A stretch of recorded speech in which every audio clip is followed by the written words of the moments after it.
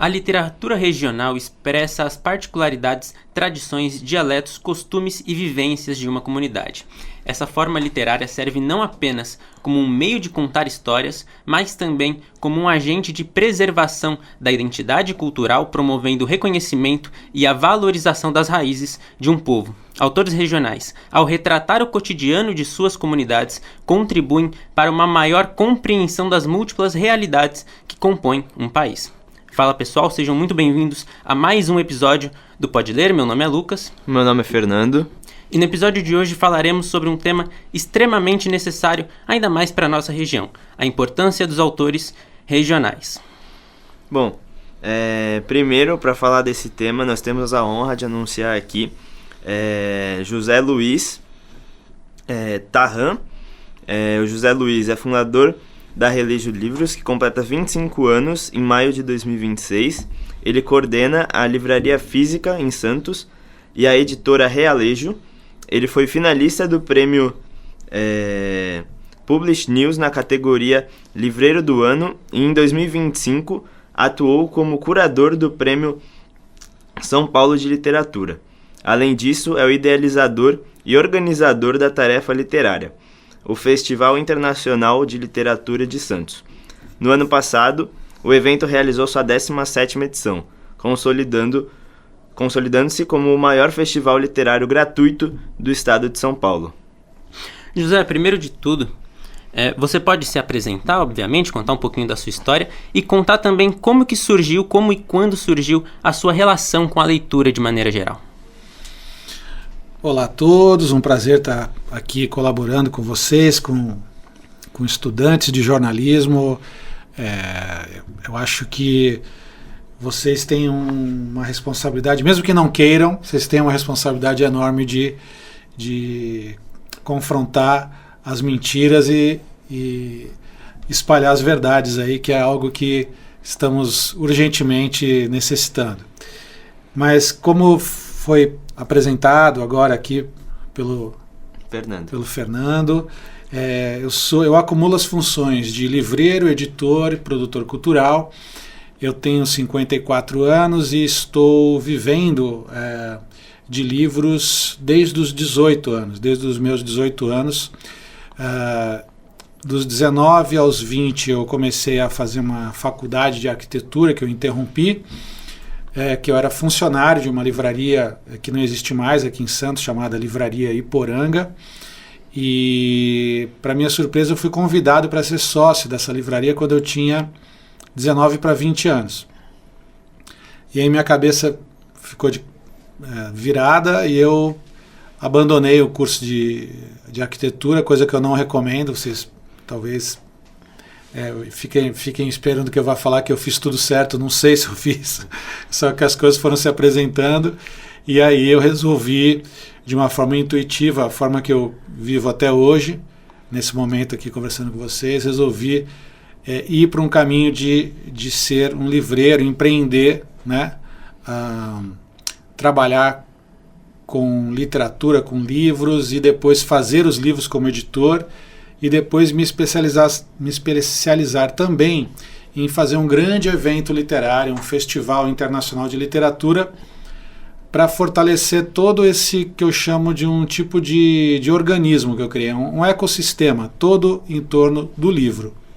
Basicamente é isso que eu tenho me mergulhado e dedicado há 35 anos. Não, o que você falou de engenharia, que você acabou largando... Arquitetura. Isso, arquitetura. Você, na época, achou que era uma decisão certa? Achou que era melhor não? Eu achei que era certa porque o curso de arquitetura naquela época, em 91, sei lá, por aí, 92, ele só tinha à tarde. E aí eu trabalhava de manhã, das 8 ao meio-dia, ia para a faculdade à tarde, voltava à noite para trabalhar até às 10 da noite. Então eu tinha um turno das 8 da manhã até 10 da noite, faculdade no meio. E era puxado, mas eu estava enfrentando. Mas quando rolou a proposta, eu já gostava... Eu tinha um desafio, né, pela frente. De repente, assim, foi muito inesperada essa proposta para mim. Eu falei, eu acho que eu vou encarar. e trabalhei pelo menos uns 4 anos como sócio sem receber R$1. Foi o tempo de uma faculdade, na qual eu pegava o meu chamado Prolabore, que é o tipo do salário do sócio. Prolabore é pelo trabalho, né? Então eu recebia e pagava a minha cota de sociedade na empresa. Então eu acho que por um lado eu acho que eu fiz certo, porque se eu estou aqui hoje conversando com vocês sobre a minha carreira, porque a minha carreira desperta algum tipo de curiosidade e tal. Por outro lado, eu não gosto de falar que não estudar seja o correto, que eu acho que não é. Mas é o que a vida me ofereceu, e eu intuitivamente fui nesse caminho. Não vou celebrar, não, estudar não é importante pra caramba, eu sou a favor, e acho que, como eu falei para vocês, o curso de jornalismo é um dos cursos que eu gostaria de fazer um dia. E arquitetura e literatura são áreas bem diferentes, né? Você já tinha o interesse pela literatura quando criança? A minha mãe, ela foi professora de português e francês. E pelo fato dela ser professora, a gente recebia na casa dos meus pais fardos de livros de literatura. Eu nunca fui um intelectual, um leitor, assim. Eu sempre fui, eu tenho uma memória muito boa. Eu gosto de ler, sim, obviamente eu não vou falar para você que eu não gosto, mas não foi, o prazer de ler me levou para essa carreira. Não, eu gostava quando eu era moleque de 18 anos, olhei para a livraria Iporanga, junto aos cinemas, que foi derrubado hoje é o Pátio, o Shopping Iporanga, e falei, acho legal trabalhar aqui, porque sim, eu sempre gostei de desenhar, o desenho me levou para a arquitetura. O desenho que é uma modalidade artística também, né? Assim como a literatura é. Mas para você ser um bom profissional do mercado, que eu tento ser diariamente, o gostar de ler é parte de um todo, né? Se soma ao gostar de ler e se soma também a comunicação com o público, se soma uma coerência ou noções gerais de administração, de marketing, né? No caso aí, quando a gente começa a ser editor, entra saber gerenciar uma equipe, tem N fatores que te levam, mas claro que o gostar de ler é um dos pilares dessa carreira, né? Senão você tem que fazer... Uma vez eu tive uma época de livraria também dentro de universidade, e aí eu atendia muitos professores e alunos, né? E um aluno, uma vez, de curso de letras, ele falou, mas o livro que foi adotado, vou receber, pode encomendar, então vou receber na quinta-feira, beleza? Daí, beleza, meio desanimado, assim, o aluno. Eu falei, mas por que você está desanimado? Tem que ler esse livro. Eu falei, mas vem cá, você não faz letras? Aí ele falou, mas eu não gosto de ler. Falei, vai fazer outra coisa, vai fazer engenharia, sei lá, pentelho, né? Mas aí eu falo que no meu caminho, por exemplo, um livreiro que é, vamos dizer, um vendedor de livros. É claro que ele tem que gostar de ler, mas ele tem que gostar de gente também. Ele tem que gostar de se comunicar e tem que gostar de interpretar o que ele vai ouvir do cliente, né? Então, são camadas e delas fazem parte gostar de ler. Para você, quais são os impactos da valorização da literatura regional em uma comunidade? Olha, é importantíssimo, porque você cuidar de quem está perto, no caso, eu trabalho numa livraria de rua, certo? A Realejo, que é lá no Gonzaga, aqui em Santos.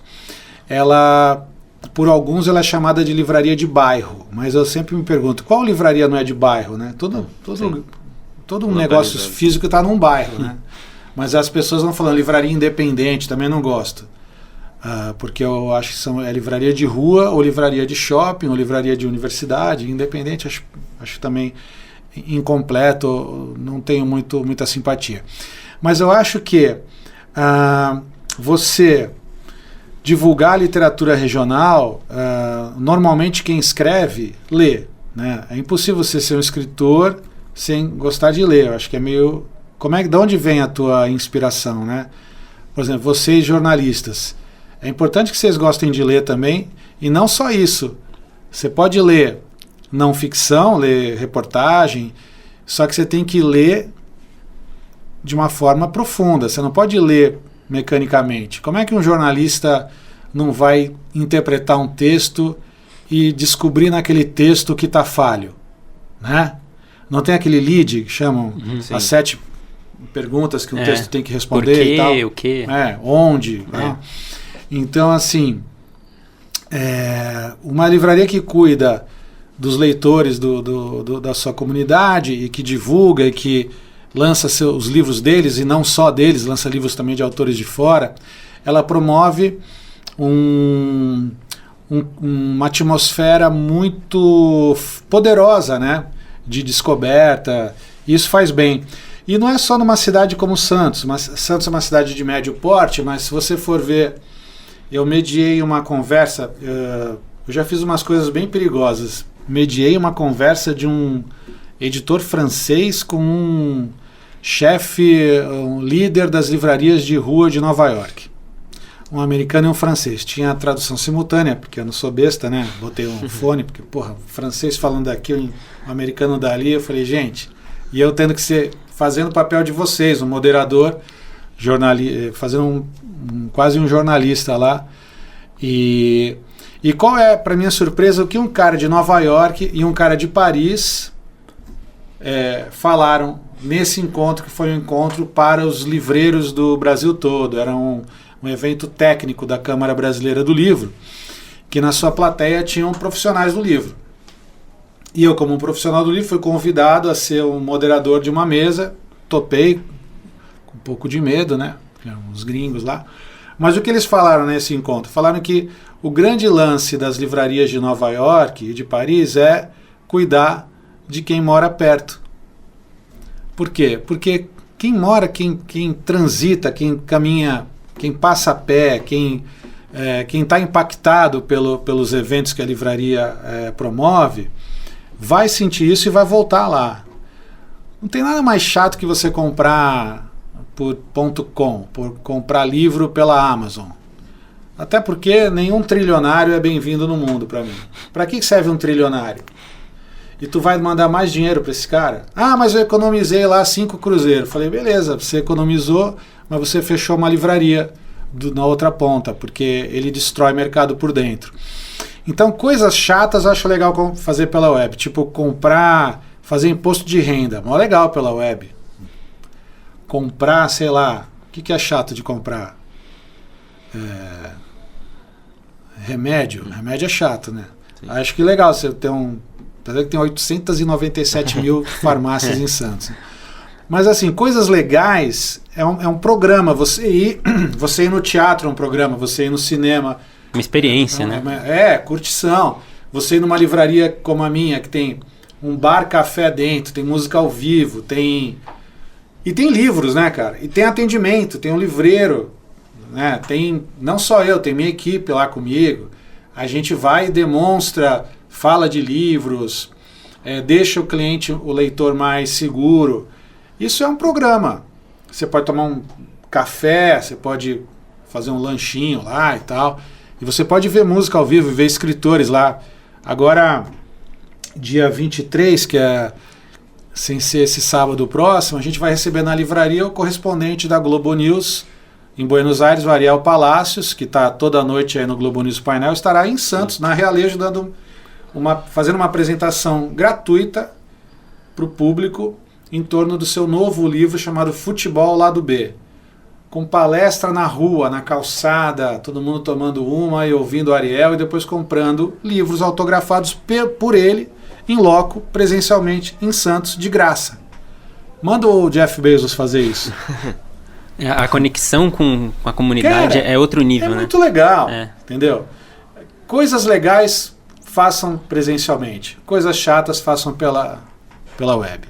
Já que o Fernando tocou nesse ponto de autor regional, a gente falou aqui de como essa área da literatura serve para valorizar e expressar a cultura de uma comunidade. Em relação a isso, quais são as tradições, os costumes e as características da nossa região que estão expressas na literatura aqui de Santos, até para quem está ouvindo a gente saber onde mergulhar, em quais assuntos buscar conhecimento, quais áreas conhecer da literatura da nossa região?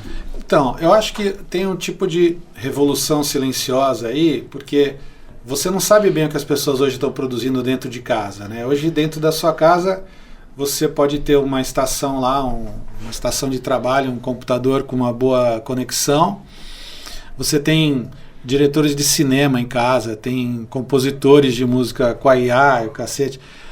Você tem literatura, você... Agora, tem tudo pode ser para o bem e para o mal dentro dessas possibilidades tecnológicas hoje, né? Para o mal que eu digo, um cara fazendo algo violento, fazendo algo preconceituoso, espalhando mentira, que vocês têm que combater, os jornalistas. Então, assim, existe uma produção local enorme, existem livros que já estão consolidados, vamos dizer assim, dentro do mercado editorial, porque o mercado editorial ele entra numa linha menos, vamos dizer assim, menos artesanal.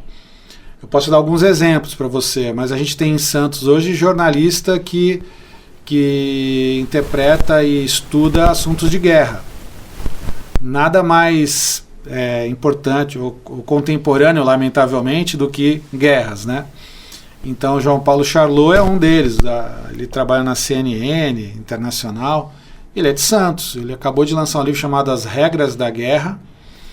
A gente fizemos o evento recentemente. E, além disso, claro, tem clubes de leitura, tem poetas, tem cronistas, tem escritores de fantasia. Então, eu acho que Santos, dado a sua longevidade, uma cidade tão estruturada, né, cheia de universitários, cheia de proximidade com São Paulo também, que a gente tem que usar para o bem, ela tem um sem número aí de produções, né? E que, às vezes, o próprio Santista não se dá conta. O Santista é meio resmungão, né? Meio assim, pô, a gente é uma merda. Falei, não, gente, é bom você ser insatisfeito. É bom. A insatisfação é legal. Você querer mais. Mas não adianta você também falar mal só, né? Acho que você tem que entender onde você vive. E, no meu entendimento, a gente tem uma cidade com uma relevância enorme, assim, do ponto de vista da produção cultural, de ser uma cidade progressista, apesar de ter virado uma cidade também conservadora, né, de alguns anos para cá. Santos continua tendo dentro dela a rebeldia, a vanguarda e a coragem dos progressistas.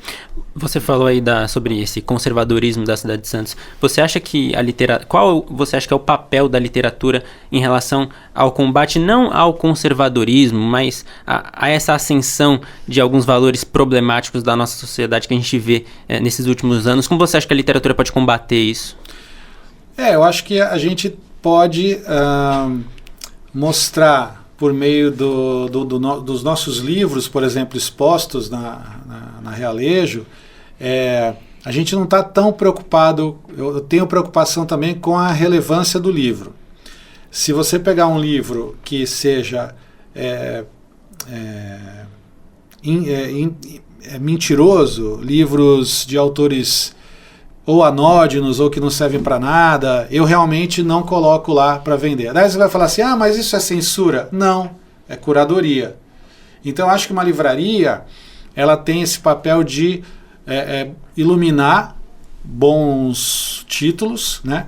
E que somados, todos esses títulos lá, eles podem dar um recado chamado identidade do lugar, né? Então, se você olhar hoje o nosso acervo lá, ele é um acervo progressista. Vai falar de esquerda? Não. É um acervo que passa por ele muita literatura clássica, passa por ele livros de história, livros de jornalismo, de jornalistas, e nem por isso é uma livraria com ideologias a serem defendidas. Mas eu acho que todo mundo que lê, que entra numa livraria à procura de obras, são potenciais novos progressistas. Porque eu acho que quando você lê de verdade um texto, você começa a perder o radicalismo. O cara radical, tanto para um lado quanto para o outro, tanto para a esquerda quanto para a direita, é um cara que está polarizado e o cara não está afim de pensar mais. Ele fala, não, eu não vou falar, isso aí é assim, ele não tem dúvidas mais sobre nada. Então, a gente precisa cultivar as dúvidas, diminuir as certezas sobre algumas coisas, né? Outras coisas não, né? Eu não vou beber detergente da IPE. Não vou pular de um pé de Havaiana na loja porque eu estou revoltado com a Fernanda Torres, né? Então, assim, eu acho que ler deve te afastar do radicalismo. Então, afastando do radicalismo já é um grande favor para a sociedade. Ser extremo é a pior coisa. Né? Porque o extremo ele está longe do ponderado, né? Mas algumas coisas a gente tem que se posicionar mesmo, né? Então, tem momentos que você tem que falar em quem você vota. E aí você se posiciona e defende com argumentos e ouve os argumentos do outro lado, se eles forem razoáveis, você...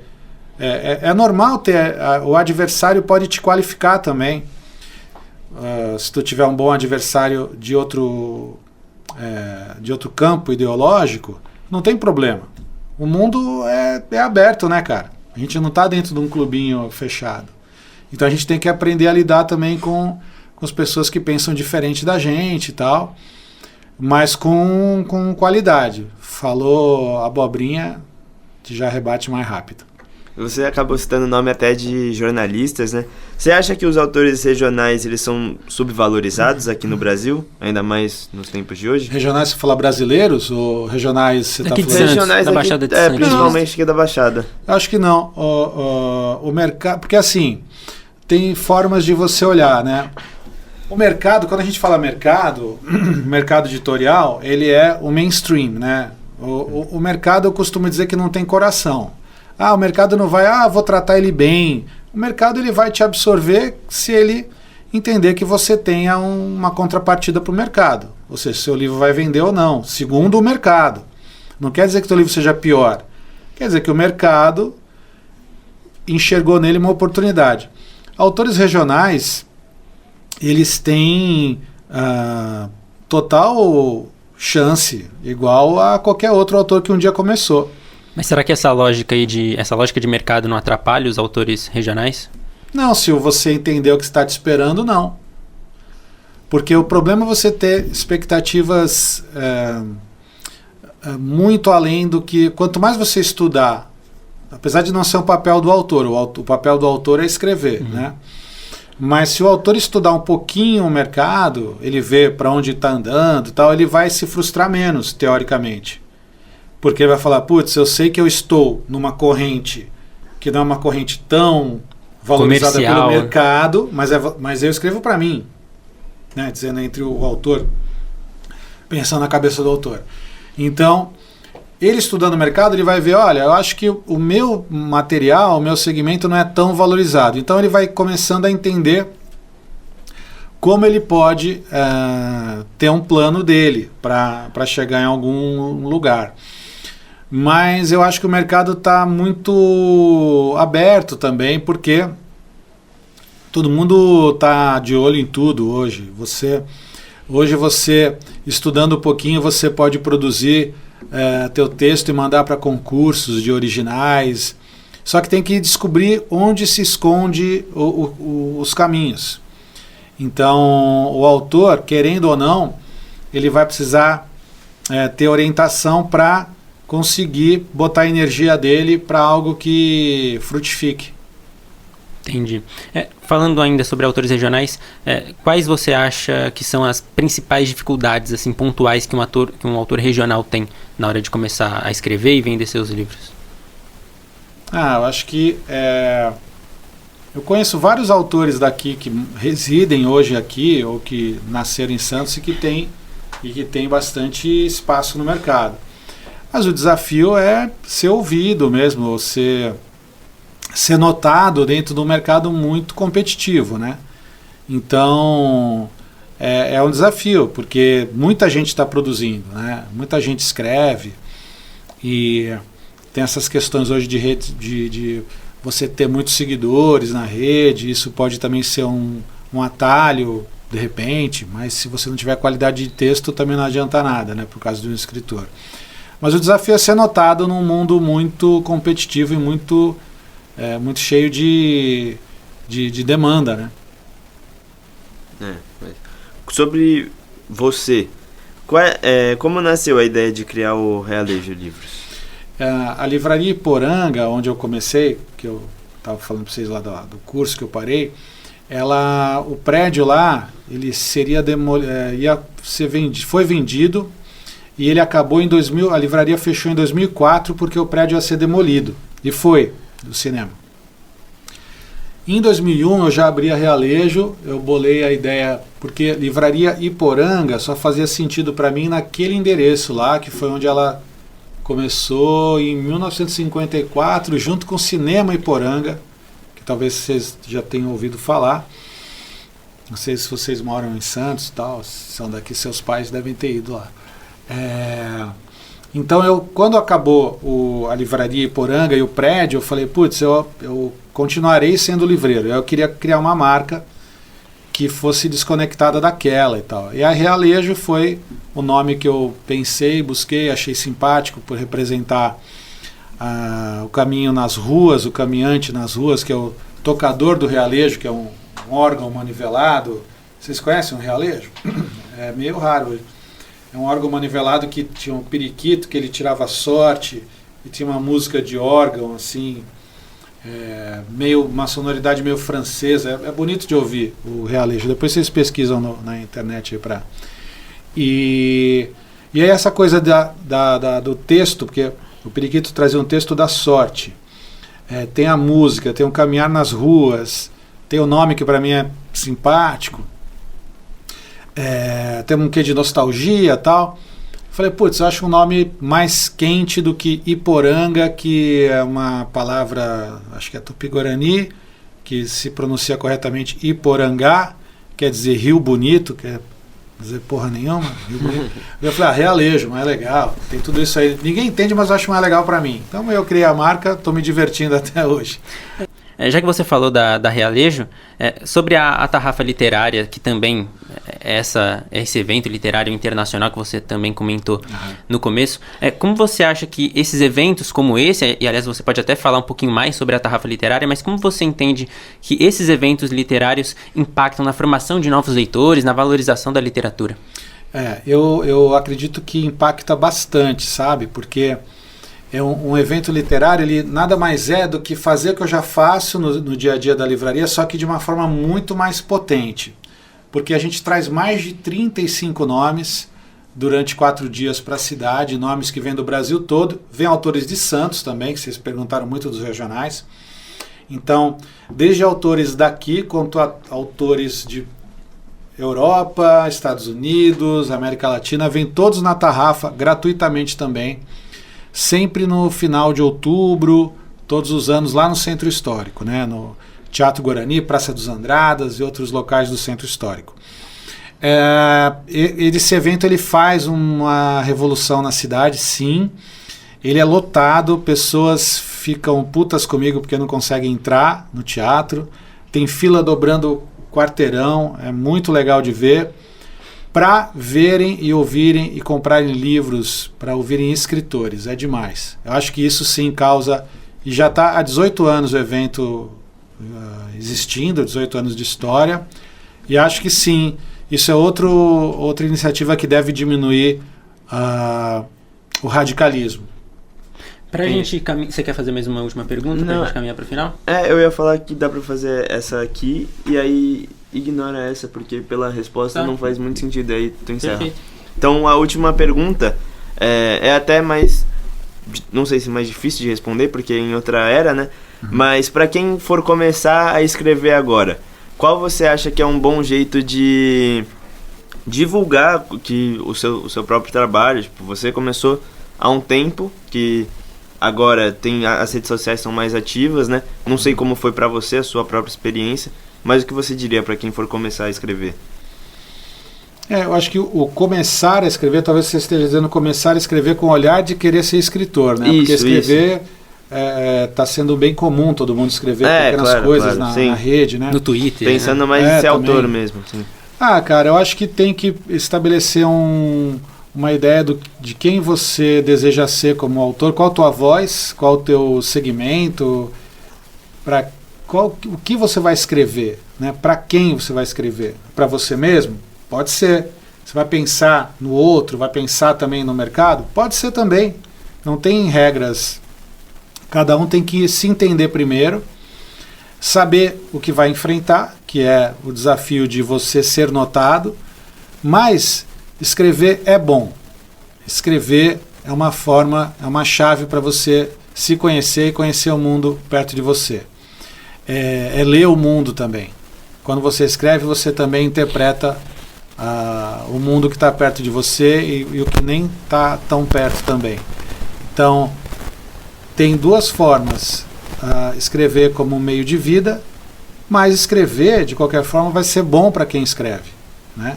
Às vezes não é bom para quem lê, porque o livro é uma porcaria. Tô brincando. Mas escrever é um ímpeto muito bom. Eu acho que é uma forma de se conhecer também. E já para finalizar, fala um pouquinho do livro que você trouxe aqui pra gente. Eu trouxe um livro, eu vou presentear vocês com esse livro. Opa! Se eu descobrir que está num sebo depois, vocês estão fodidos.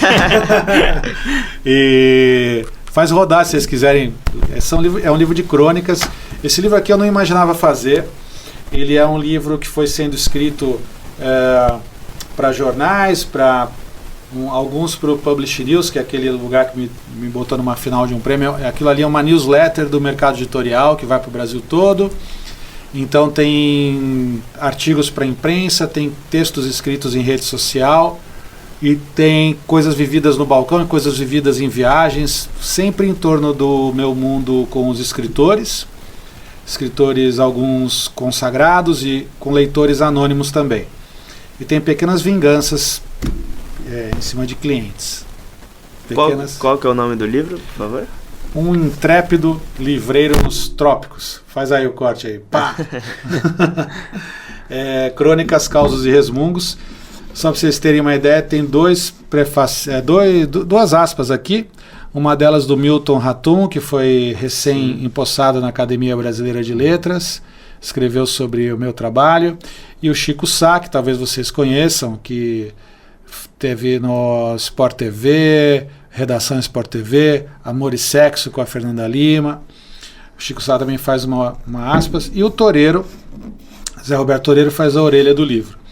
Então esse livro aqui é esse resumo de uma carreira, um resumo longo, de 400 páginas. E não fui eu o editor, foi uma editora de São Paulo que quis investir, achei legal, porque validei. E ele é um livro divertido e que faz vocês conhecerem um pouquinho do mundo das livrarias, para que serve uma livraria numa cidade. E é isso. Eu acho que vocês estão convidados a ler e depois comentar comigo. Fechou. Com certeza iremos ler. E olha, depois dessa conversa sensacional, a gente vai encerrar o episódio por aqui. Agradecemos a participação do convidado José Luiz Tarran e espero que todos tenham gostado. Muito obrigado. Muito obrigado. Valeu.